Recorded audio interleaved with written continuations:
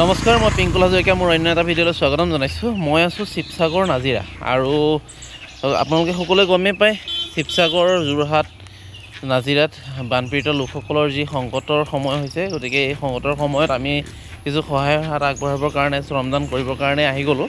আৰু ৰাতিপুৱা 6মান বজাত আমি ইয়াত আহি উপস্থিত হ'লোঁহি। আহিলৈ আমি নাজিৰাৰ যিটো চাৰ্কিট হাউচ, এই চাৰ্কিট হাউচত আমি ফ্ৰেছ হ'লোঁ, আৰু বাকী সকলো ফ্ৰেছ হৈ আছে। আমি অলপ সময়ৰ পিছতে সেই বানপীড়িত লোকসকলৰ ওচৰলৈ যাম। যিমান পাৰোঁ, যেনেকৈ পাৰে আমি তেখেতসকলক অলপ হ'লেও সহায় কৰিবলৈ চেষ্টা কৰিম। এই ভিডিঅ'টো এইটো কাৰণে বনালোঁ, অৱশ্যে মই আছোঁ নাজিৰাত, শিৱসাগৰ নাজিৰাত। আৰু শিৱসাগৰ নাজিৰাত মই আগতেও দুবাৰ আহিছোঁ অগ্নিনাভ মন্দিৰ দৰ্শন কৰিবৰ কাৰণে। আৰু এতিয়া য'ত আছোঁ, আমি থকাৰ পৰা প্ৰায় 150 মিটাৰমান ডিষ্টেঞ্চত সেই অগ্নিনাভ মন্দিৰভাগ আছে। ভাবিলোঁ আপোনালোককো মই এতিয়া অগ্নিনাভ মন্দিৰভাগ যিহেতু নিৰ্মাণ কৰি থকা হৈছে, গতিকে মই আপোনালোকক মোৰ এই ভিডিঅ'টোৰ জৰিয়তে সেই অগ্নিনাভ মন্দিৰভাগ দেখুৱাই দিম বাহিৰৰ পৰা। যিহেতু 8টা বজাত খোলে, এতিয়া সময় হৈছে 6:50, মানে 7টালৈ 10 মিনিট আছে। গতিকে বাহিৰৰ পৰাই দেখাব লাগিব। আৰু অগ্নিনাভ মন্দিৰভাগ এতিয়া নিৰ্মাণ কৰি থকা হৈছে। অলম'ষ্ট 2-3 বছৰমানৰ পিছত এইটো সম্পূৰ্ণভাৱে যেতিয়া হ'ব, তেতিয়া আপোনালোকে এবাৰ আহি দৰ্শন কৰিব।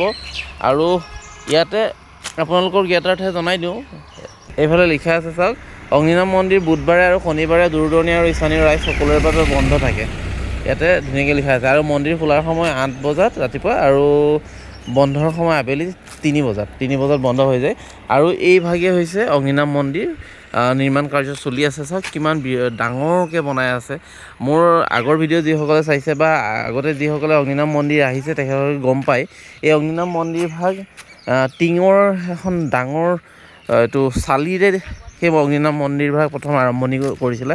আৰু এতিয়া বৃহৎ অট্টালিকাৰে সেই অগ্নিনাভ মন্দিৰভাগ গঢ়ি তোলা হৈছে। প্ৰায় 2-3 বছৰমানৰ পিছত মচৰলি এইটো সম্পূৰ্ণ হ'ব।